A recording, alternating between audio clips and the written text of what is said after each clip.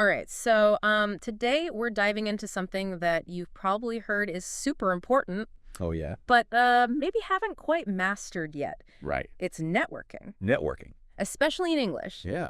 And we're taking a deep dive into the English Daily podcast episode, Mastering Networking in English, That's a good one. to uncover some real gems for you. You know what I found really interesting about this one? What's that? Is that it's not just about, like, the what of networking. Right. It's about the how. Uh-huh. I mean, you probably already know that networking is important. Yeah, definitely. But, like, did you know that studies have shown over 70% of jobs Wow. are found through networking, not job applications? 70%. That really puts things into perspective. Right. Okay, so knowing how vital networking is, Yeah. this podcast is going to give us the tools to actually do it well. Exactly. And they start by tackling the elephant in the room. Okay. That feeling of intimidation that Oh, can come with networking, for- especially in a language that isn't your native tongue. Absolutely. And they even use this brilliant analogy of an elevator pitch. Yes. You know, that super short, persuasive speech you use to introduce yourself and your goals. Right. When you only have a tiny window of time. Tiny window. Imagine you're stuck in an elevator with someone Oh, my gosh. who could be your next big client or mentor. Yeah. You got maybe 30 seconds. So how do you make a lasting impression? This is where things get interesting. Okay. It's not just about having, like, one perfect elevator pitch. Right. It's about tailoring it to different situations. Okay. Meeting a potential client, Yeah. highlight how your skills can benefit them, Uh-huh. chatting with someone at a conference, Yeah. focus on shared interests and possible collaborations. So it's about being adaptable Yeah, and really thinking about what the other person needs to hear. exactly. And to do that effectively, you need the right words, right? Absolutely. This podcast episode gives us a whole vocabulary section, focusing on terms like connections, network, icebreaker, follow-up, It's a good list. words that you'll need to know to navigate these networking situations in English. And it's more than just knowing the definitions, though. True. It's like understanding how to use them naturally Oh, yeah. in conversation. Yeah. The podcast gives us some great examples of that. Yeah, and they even do this role play scenario Yes. with two characters, Uh-huh. Alex and Sophia, I remember them. who are at a professional event. Right? It's like eavesdropping on a real networking conversation, Right. which is super helpful Yes. because you can see how these words and strategies actually play out in real time. What I found really fascinating about this role play, though, Okay. is how Alex and Sophia demonstrate Yeah. effective communication strategies Huh. without even explicitly mentioning them. Oh, interesting. They ask open-ended questions. Okay. They actively listen to each other's responses. Yeah. And they find common ground Huh. to build rapport. Right. Right. These are subtle Yeah. yet powerful skills Totally. that you can use in any networking situation. And there's something about the way they carry themselves, you know? Yeah, and their demeanor. They're not being pushy or trying to dominate the conversation. It's interesting, though, isn't it? What's that? Because sometimes there's a fine line between showcasing your achievements Yeah. and coming across as arrogant. For sure. I think the key is in how you present yourself. Okay. Being confident, but also humble, Right. interested in the other person, Uh-huh. Uh-huh. and genuinely passionate about what you do.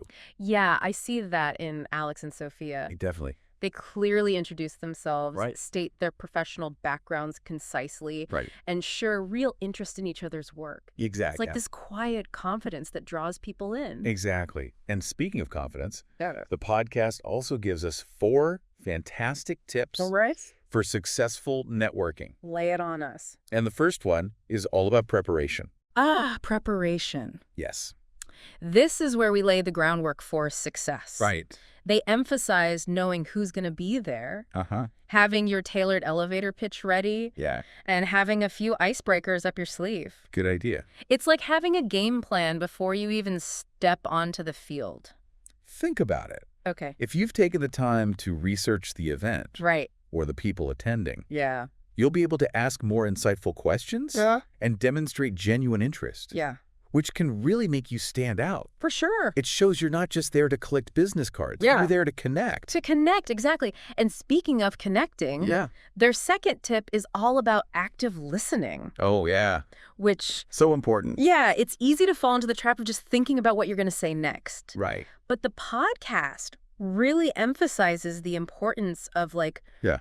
truly engaging with the other person. Yeah, you can't just like wait for your turn to talk. You really have to listen to what they're saying. Exactly. And like think about how to respond. And it's a skill that can be cultivated. Oh, for sure. You know, it's something that you can work on. Think about it. Okay. Asking open-ended questions. Mm-hmm. Really paying attention to their responses. Yeah. And responding thoughtfully. Right. Shows that you value their perspective. It's like saying, hey, I'm not just here for myself. I genuinely want to hear what you have to say. And let's be honest. Okay. Who doesn't love to feel heard and understood? That's true. That's how you start building those genuine connections. Mm-hmm. That can turn into something more. Absolutely. Now, their third tip. Okay. This one resonated with me on a personal level. Oh, yeah. Because I know how daunting it can feel to network in a language that isn't your native tongue. Right. They talk about practicing confidence. This is a big one. Yeah, and it's something we can all work on. Definitely. No matter our fluency level. And, even native English speakers get nervous in networking situations. Totally. I've seen it firsthand, but I think what the podcast is getting at is that people appreciate effort. For sure. If you're putting yourself out there, trying to connect, right, and engaging authentically, it goes a long way. It does. Regardless of any language hiccups you might have along the way. Yeah, that's such a good point. What I found interesting is that they connect this idea of confidence to being comfortable with making mistakes. Oh, that's so important. It's about seeing those mistakes as opportunities to learn and grow. Yeah. Rather than something to be ashamed of. Right. It's like giving yourself permission to be a learner. Exactly. Which I think is essential in any networking situation. Because you are learning. Yeah, you're there to connect, learn from others, and share your own experiences and knowledge. Right. Speaking of sharing, their fourth and final tip, All right, bring it home. Focuses on the importance of following up. Yes. This is where so many people drop the ball. I know, it's so true. It's tempting to think, okay, I got their business card mission accomplished. Right.